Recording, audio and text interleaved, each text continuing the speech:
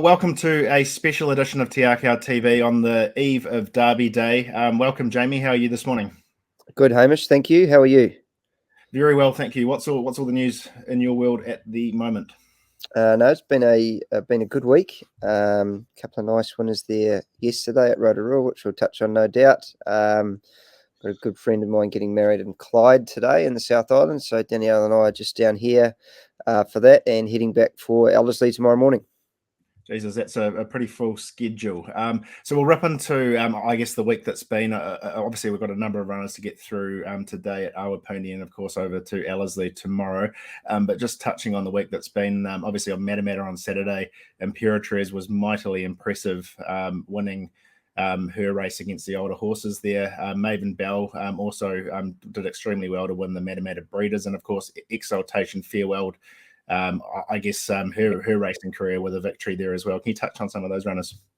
Yeah, Imperatrice was great. As you say, one with a leg in the air couldn't have been more impressive. So sets her up nicely for the Levin Classic in 3 weeks. She's a filly that enjoys her races being spaced. In a normal circumstance, she probably would have run in the Mufasa this week, but we just wanted to give her that extra week.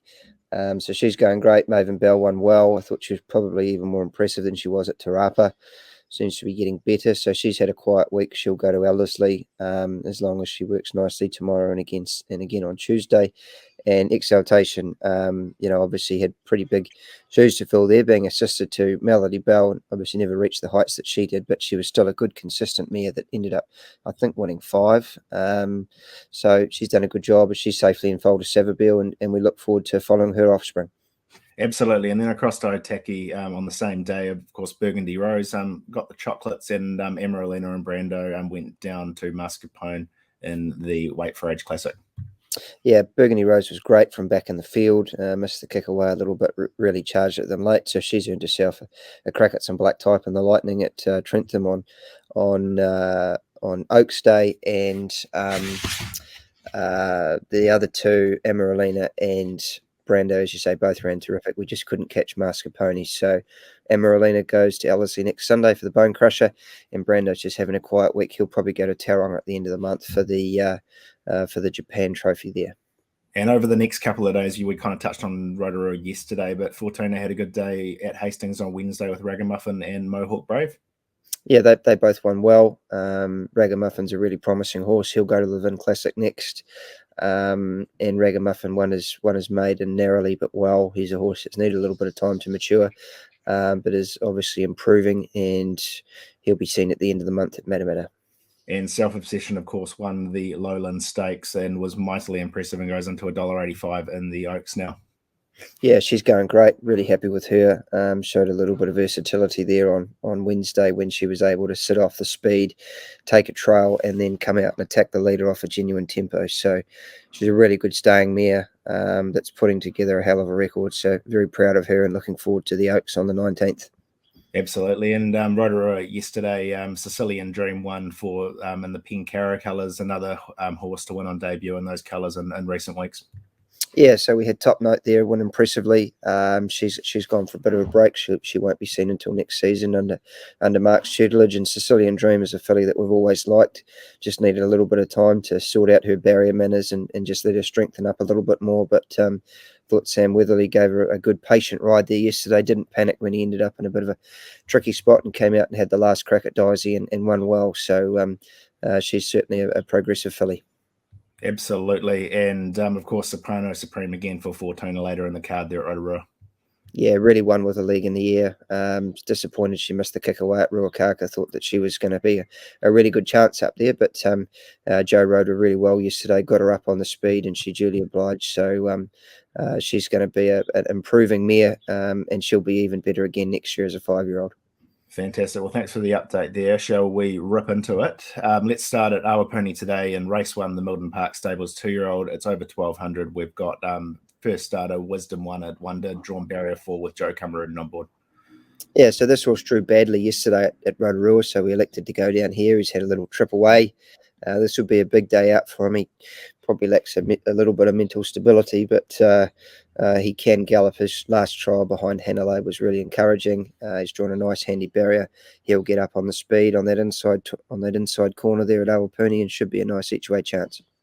Right, in race 2, the HR Jones and Co Limited 3-year-old set weight and penalties over the 1200. We had first start winner Ange DeReeve, who won at Te Rapa, I understand, and then didn't have a lot of luck in her next start. Drawn barrier 3 with Joe Cameron on board. Yeah, so this field's fallen away a little bit. There's been a couple of scratching, so it's only a 4-horse field. It'll be a pretty tactical sort of race. Hopefully, we can just keep it simple and push forward, either be outside the leader or leading. As you said, Hamish, she won well on debut and then got caught wide next time. So looking for her to bounce back quickly, and her work suggests that she can. Great. And what I thought was an impressive trialist in Charmander in race 3, the BJW Motors 1200, drawn barrier 6 with Joe on again. Yep, happy with him. He's a horse that probably just lacked a bit of physical maturity last prep, so he gave him a little bit of time. Trialled well. He's drawn a little bit tricky there. It's only a small field. He'll probably be off the speed a little bit, but he'll be attacking the line strongly. If anything, he could be looking for 1400, but still expecting him to run well. Great. In race 4, the Richard Simpson's contracting 1550, rating 65 benchmark. We've got Nasenko, drawn barrier 3 with Joe Cameron on board. Yep, happy with her. Won well, 2 back, and was good last time at Hastings, where she just took a little while to clear some traffic. But this, another small field, lacks a little bit of depth, going through the form there. So hopefully she's going to be a really good winning chance. And race 6, the Richard Simpson contracting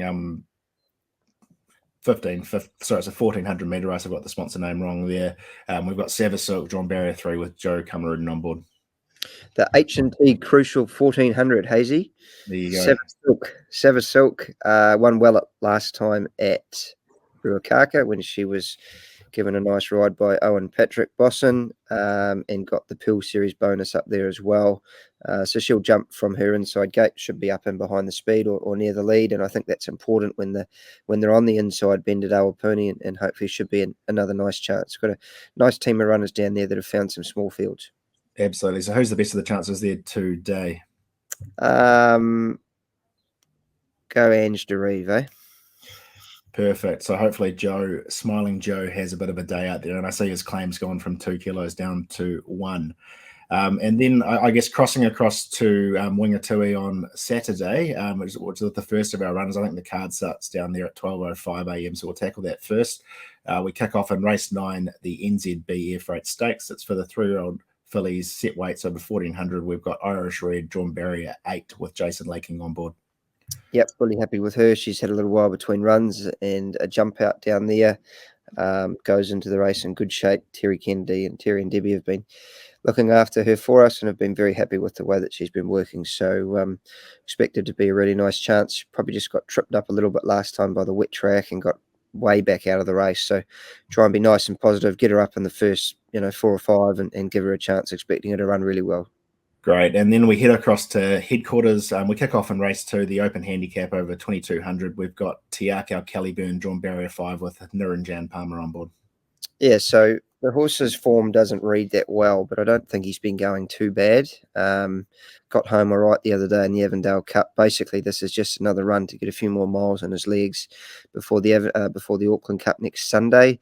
But he's been working up well. And I think he can run a cheeky race at big odds. Fantastic. And down to race 3, the Broker Web Risk Services 1500. It's an open handicap. We've got 3 horses. First up is Pre-Deferred, drawn barrier 4. The Apprentice takes 3 kilos down to 59. That is Niranjan Palmer. Yep, happy with him. He's just had a bit of a freshen up. He hasn't won a race since this race last year, although he has collected some good stake money for his owners along the way. So just trying to get him back in form. Be good to see him win, and then he could possibly look to go towards Tauranga for the same race that Brando's getting ready for. But he's in good shape. He'll run well. Great. And perfect scenario, drawn barrier 7 with Maza Hazashumi on board with 54 kilos. Yeah, so claiming off all of these horses, giving the guys an opportunity. Mus has been riding pretty well, and this horse was given a lovely ride by Palmer last time at Awapuni, where he led and won nicely. He's up in grade. We'll try and roll forward a little bit again, but it'd be a good test for him up in grade. See how he's going. And the old favourite, Aotea Lad, drawn barrier 2 with Joe Cameron on board. It didn't have a whole heap of luck last time. Probably wasn't going good enough to hold his spot when the pressure came from outside of him at Awapuni there last time. But look, we've just kept him really fresh. He's drawn well, should get a soft run from there and be a nice each way chance. Great. And moving down to race 4, that's a listed race, the Stella Artois Mufasa Stakes. It's for the 3-year-olds. It's got set weight and penalty conditions over 1400. This race, of course, was won by Need I Say More last year, and this horse fits a similar profile. On the bubbles, drawn barrier 4 with Jonathan Parks back on board. Yeah, a favourite of yours, Hazy. The horse is going well. He just had absolutely no luck in the Karaka Million, but he seems to have bounced out well out of that run. He trialled at Pukekohe last Wednesday. Pretty ordinary trial, but that it just sort of seems to be him at the moment. He fronts up on race day and doesn't care too much for the trials, but his work's been good at home. Should get a nice run from there. And this, it's going to be a beautiful lead into the Vin Classic in a couple of weeks for him. And of course, great to see Jonathan Parks back on board as well. And down to I Wish I Win, drawn barrier 7 with Michael McNabb on board. Yeah, tricky draw in a small field. We'll just sort of see how he jumps away. He was good at Wellington last time where he set up on the speed. Hopefully we can replicate something like that again. Seems to be going well. His work's been good, and he's going to be another nice each way chance. Really looking forward to those two runners there tomorrow. Great. And you're taking the softer option with Zaytaku? Yeah, Zaytaku running the 65-14 in the last race where he drew well. Great. And race 5, the Graham Thompson Antique and Estate Jewellery 1600 rating 74 benchmark. We've got Image of You with Joe Kamarudin on board, drawn barrier 5. Yep, happy with her. Ran okay over 1400 first up last time there at Te Rapa. OP said probably just wanted the track to be a little bit better, so she's going to get that tomorrow. She's got a nice draw and a kilo off. So again, another nice each way chance, and what looks a pretty even race. There's a number of them that could win that. Speaking of even races, race 6, Group 3, McKee Family Sunline Vase looks much the same with, I guess, probably 5 or 6 leading chances. And I guess the horses outside of the stable with Miss Ella and Glory Bound. But in terms of your 3, we've got Ballon Rouge, Outfit, and Invincible. Can you talk through their chances? Yeah, Ballon Rouge is going well. Been happy with her. She's got a nice draw. A little bit below par last time, but hadn't run for some time. So we've got a question mark on whether she stays, but we want to have one more throw at the stumps there because she still is in the thick of it for the New Zealand Bloodstock Filly of the Year. So she's drawn well, get a soft run from there. Joe's won a stakes race on her before. Outfit, really pleased with the way that she ran last time. Just got held up at a vital time. She's on the quick back up, but she has got the constitution to be able to handle that. Drawn nicely in 6 with Parksy on, and Invincible ran well at Pukekohe last Wednesday as well. Another on the quick back up, like a few of these fillies, because that race got held up a few times, including Miss Ella. She just wanted to overdo it a little bit there last time, so the year must go on in a hope to try and make her stay a little bit. If she relaxes well from that inside barrier, she's got to be a nice each way chance. But as you say, good even field. Glory Bound's going really well. Miss Ella achieve nice group of fillies. Great. And down to race 7, the Vertical Logistics 1200, another rating 74 benchmark. 3 horses again. I'll just let you rattle through them: Supreme Khan, Lightning Field, and Nelvalha.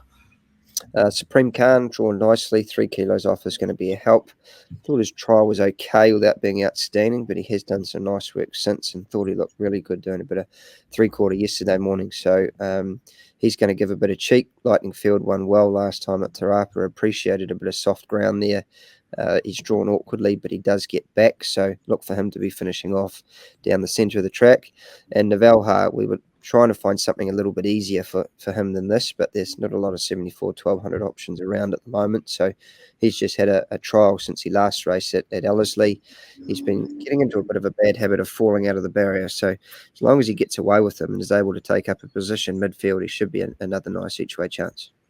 Great. And race 8, the Group 3 Hanoi Farm King's Plate, open set weight and penalties over 1200.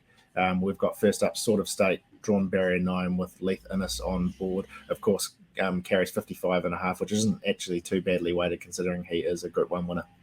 Yeah, interesting weight scale in this race. But yeah, he's going well. Unfortunately, he's drawn just about the outside there, but he has got good natural speed. Babylon Babylon Berlin will kick up and lead from the inside, and hopefully we can just sit off her and get a nice run. But he tried well the other day. His track work's been spot on, expecting him to run well. Great. And Romantic Lady, drawn barrier 2 with Matthew Cameron on board. Yeah, nice soft barrier for her. We'll hold our spot from the inside there. She's been going well. She's probably in the twilight of her career, but she'll run well there tomorrow, and then she'll head down to Wellington for the Lightning, a race that she ran really well in last year. And race 10, the Bufford and Thompson 1400, rating 65 benchmark. We've got Zaitaku, drawn barrier 1 with Ryan Elliott on board. Yeah, so just left him in the Mufasa just in case he drew poorly here, but he's drawn the inside in a nice even field. His run at Te Rapa last time was great. He appears to be going well at home, so expecting him to go really close to winning, and then hopefully he's on towards the Live-In Classic in a couple of weeks. And Dan Serena, drawn barrier 12 with Matthew Cameron on board. Yeah, got a lot of time for this filly. She was good last time at Ruakaka, where we probably rode her upside down a little bit with the way the track was playing, set up on the speed. I think she is better ridden for a little bit of cover, and we'll be doing that from that bad barrier. So look for her to be getting home centre track. Great. Well, no runner in the Derby this weekend. Can you give us a lead on who you think might win the Derby, and also your best of the weekend? I think it all looks hopefully pretty plain sailing for La Creek. Been really impressed with her. Her lead up in the Avondale Guineas was as good as one as you will see for a Derby trial. If anything was to trouble her, I think it could be Pinarello, who ran really well on the same day in a lower rated race, but was very impressive. So La Creek, White Noise, Pinarello. And our best, hopefully, let's go with On the Bubbles to bounce back, Hazy, eh? Oh, fantastic. Good man.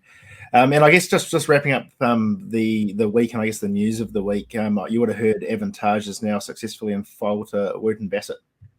Yep, she's safely in foal, and Melody Bell is safely in foal to Written Tycoon. So glad that our two champion mares are safely in foal, and obviously look forward to seeing where Probably heads next season.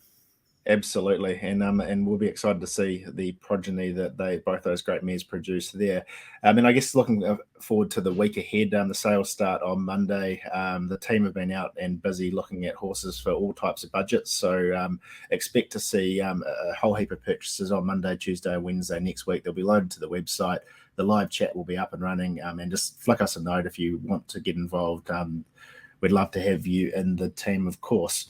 And then moving ahead, I guess after the sales week, we'll be finishing up with the races, which have now been moved from the Saturday meeting onto Sunday at Ellerslie for the Auckland Cup meeting. We can expect to see Dynastic there in the Sistema, who trialled mightily impressively against the older horses at Avondale the other day. Can you touch on him quickly? Yeah, he's just had a bit of a break after the Karaka Million, a couple of weeks in the paddock. But he's coming up really well. We didn't think he needed to run at Matamata. We don't want to overtax him as a 2-year-old because we think he's going to be a machine for next season. So he goes into a Group 1 off a trial, but really happy with him. Seems to be going well. And he'll probably run into Maven Bell, and possibly I Choose You there as well. Fantastic. And any other horses we can expect to line up next week? Obviously, you've touched on Te Akau Caliburn in the Cup. Anything else? Emeralina will run in the Bone Crusher, but we will be a little bit lighter than we are tomorrow. But as you say, Hazy, full focus for us is the sales this week. Dave's, I'd say, he's really going to pin his ears back and have a go. So if you want to be involved in some quality horse flesh, get in touch with the team. Absolutely. Well, enjoy the wedding today down in the far fiery south, mate, and all the best with your travels back up to Auckland tomorrow and with the team of runners there. Thanks for your time, and we'll catch you next week, mate.